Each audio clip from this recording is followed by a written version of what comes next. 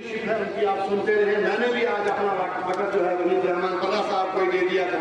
मैं सिर्फ महबूबा जी के हुक्म के मुताबिक सिर्फ 1 मिनट के लिए खड़ा हुआ कि कुछ लोग हैं जो पूंछ की करीम है और बहुत जानी मानी शख्सियत है समाज में, जिनका रुतबा है, कद है, उनकी ज्वाइनिंग्स है।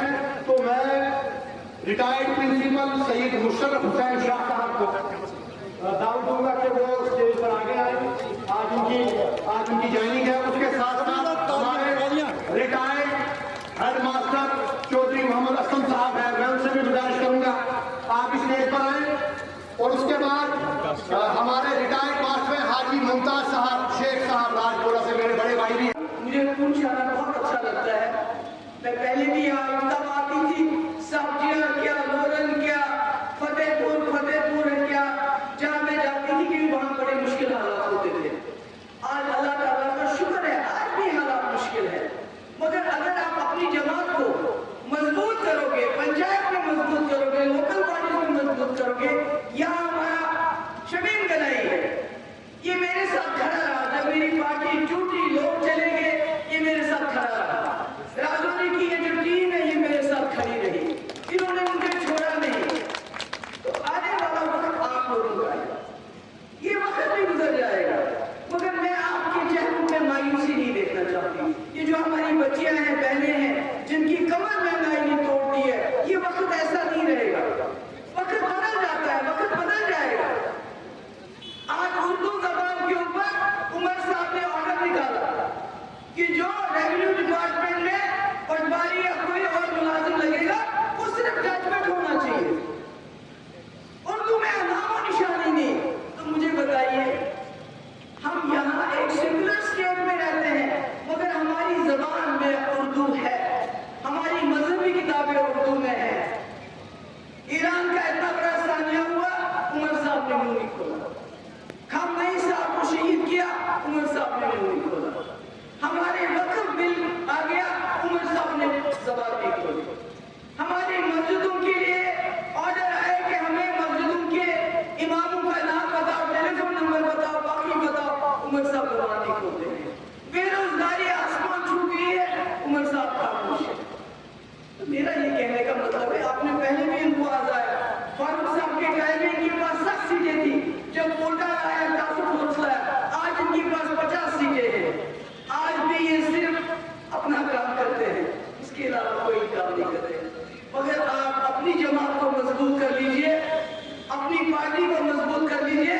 इंशाअल्लाह जो आने वाला वक्त होगा वो वैसा ही होगा जैसे मुफ्ती साहब ने ख्वाब देखा था कि जम्मू कश्मीर को, राजौरी, पुंछ को, इस रियासत की, मैं तो रियासत ही कहूंगी, इसकी अव्वल दर्जे की जगह अव्वल दर्जे का डिवीजन बनाना है। और इंशाअल्लाह डिवीजन भी देंगे और आपको डिस्ट्रिक्ट भी देंगे, क्योंकि उसकी जरूरत है। अगर यहाँ के लोगों को ताकत देनी है तो राजौरी, पुंछ में डिवीजन होना बहुत जरूरी है, मेडल में हिल डिस्ट्रिक्ट होना बहुत जरूरी है। और मैं यहाँ के नौजवानों से भी कहना चाहती हूँ, हिम्मत मत हारो, हिम्मत मत हारो। ईरान की तरफ देखो, कैसे उसने अमेरिका जाते हैं, इनका बचाव कीजिए, इनको वहां से खदेड़िए मत, इनके मकान मत तोड़िए। मगर उमर साहब ने कहा, जो जम्मू कश्मीर के लोग हैं, ये लैंड ग्रैबर है, यानी जमीन पे नाजायज कब्जा करते हैं। मगर जब होटल वालों की बात आई, बिल पास कर दिया। हम होटल वालों के खिलाफ नहीं है, मगर गरीब के साथ अमीर दोनों को आगे चलाने की जरूरत है। हमने डेली वेजर्स के लिए बिल लाया, हजारों daily Vaser, PHE, irrigation, RNB, health, rural development department में 20-25 साल से काम कर रहे हैं। हमने कहा इनको रेगुलर करो, ये गरीब आदमी है, पर नहीं किया। हमने एक बिल लाया कि आपने 2019 में जम्मू कश्मीर लोगों से सब कुछ छीन लिया, मगर उसमें सबसे ज्यादा असर जो है वो पीर पंजाब और चिनाब वैली के लोग कटे हुए हैं। इनको अपना डिवीजन दो, यहाँ डिवीजन कमीशन को बिठाओ, ताकि आपको जम्मू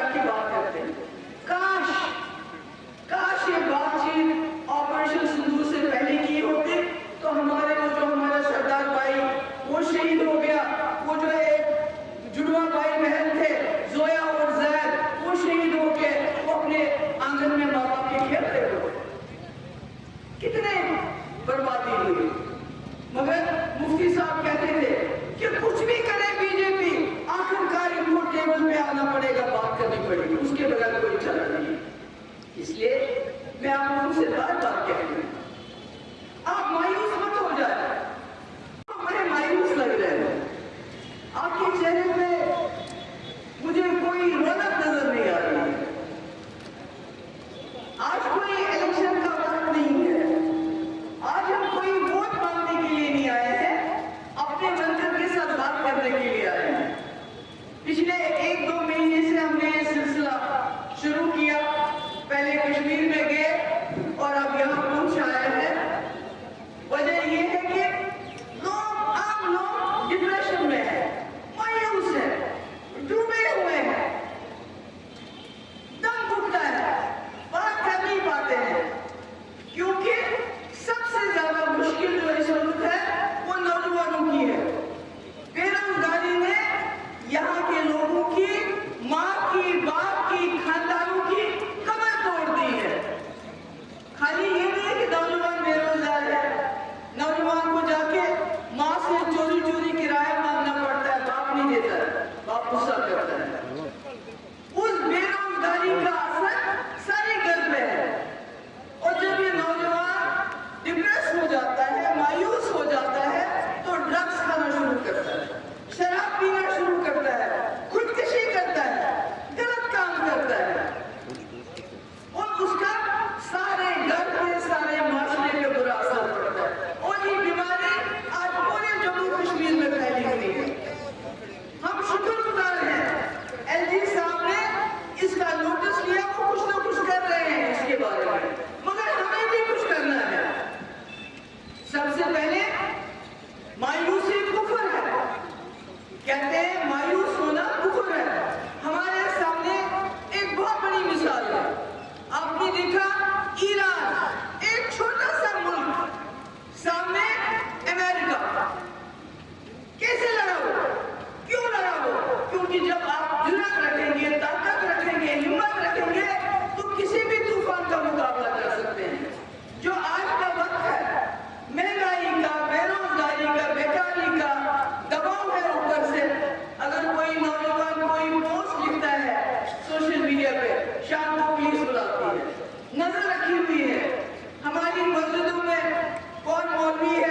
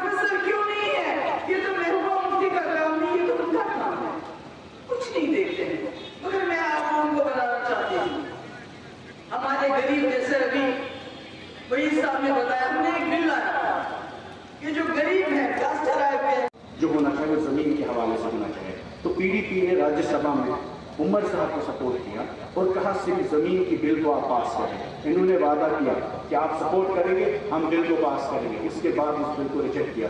वो ज़मीन यही ट्राइबल्स की थी, पहाड़ी, गुजर, बकरवाल, जो ज़मीनें आज बिल्डोज होती है। जो ही आप देखते हैं कोई भी एक्शन होता है तो वो गरीब के मकान पे होता है, उसकी ज़मीन पे होता है। और ये कहा जाता है स्टेट लैंड में रहता है। ये स्टेट लैंड यहाँ के लोगों की ज़मीन है, आपकी विरासत है। इस पर सबसे पहला हक जम्मू कश्मीर के लोगों का है। और किसी को भी, चाहे वो पहाड़ पे रहे, ज़मीन में रहे, फॉरेस्ट लैंड में रहे, नजूल में रहे, कोई भी बेदखल नहीं होना चाहिए अपने घर से, अपने मकान से, अपनी ज़मीन से। उसके लिए पीडीपी ने कोशिश की, शुरुआत की, उस बिल को रिजेक्ट कर दिया गया। और हुकूमत हमारी थी, जम्मू कश्मीर की थी, 50 MLA वाली सरकार थी। आज जब आप मुगल रोड टनल की बात करते हैं, मैं आपको बताऊँ आज भी, हालांकि महबूबा जी इस वक्त मतलब अगर पार्लियामेंट में होती, हुकूमत में होती तो शायद आपकी कामों में ज़्यादा आसाइश होती। लेकिन आज भी जब कभी यहाँ पर PWD मिनिस्टर आए गडकरी साहब, तो हमेशा से सबसे पहले मुद्दा आज भी महबूबा जी का ये होता है कि मुगल रोड टनल बननी चाहिए, क्योंकि ये मुफ्ती साहब का ख्वाब था, ये इलाका कनेक्ट होना चाहिए। और कहीं ना कहीं सबसे बड़ी डिमांड इस इलाके की वही है और आज भी इस पर कोशिश है। इसके साथ साथ अगर आपने अभी भी देखा होगा, चाहे कोटरंग का है, मेंढर है, इनकी तरफ से हमें महबूबा जी की तरफ से हमेशा ये रहता है कि इस खित्ते को पीडीपी के मंशूर में था कि चिनाब और पीर पंजाब को ऑटोनोमस हिल काउंसिल मिलना चाहिए। अब क्योंकि स्टेट नहीं है, हमेशा से उनकी कोशिश रहती है कि इस खित्ते को डिवीजन मिले, ताकि यहाँ के लोगों को पटवार खाना, गिरदावारी, जो डिस्प्यूट्स होते हैं, ज़मीन के मसाइल होते हैं, इनको यहाँ से जम्मू न जाना पड़े। यहाँ इस इलाके का नंबर पार्लियामेंट आज कश्मीर का है, इसको काट कर कश्मीर के साथ जोड़ा गया। उसकी वजह से यही थी क्योंकि अनंतनाग में इनको लगा महबूबा जी की जो कॉन्स्टिट्यूंसी थी उसको काटने का प्लान किया गया। 5 अगस्त 2019 के बाद जितना कुछ जम्मू कश्मीर में हुआ, सबसे बड़ा अटैक पीपल्स डेमोक्रेटिक पार्टी का था, क्योंकि ये जमात कश्मीर में रह के भी चिनाब और पीर पंजाब की बात करती रही। और इतना ही नहीं कि ये यहाँ से कश्मीर को आप कनेक्ट करें या साधना टॉप को, पीर पंजाब को, मुगल रोड को कनेक्ट करें, बल्कि पुंछरावला कोट का जो रास्ता था जहाँ से आज बमबारी होती है, शेलिंग होती है, इस इलाके को कनेक्ट करने का भी विजन पीपल्स डेमोक्रेटिक पार्टी का ही था। मैं सिर्फ आपको यही कहना चाहूँगा कि इस इलाके में सबसे ज़्यादा लोगों को तकलीफ है, लेकिन आपको ये हमेशा भरोसा रहना चाहिए। इंशाल्लाह एक जमात है, एक लीडर है और महबूबा जी के मुसलसल, क्योंकि ये मुफ्ती साहब के नज़रे में था, ये प्रोग्राम था कि इस इलाके को किसी भी तरीके में नज़रअंदाज न किया जाए। इंशाल्लाह उस पर हम सभी लोग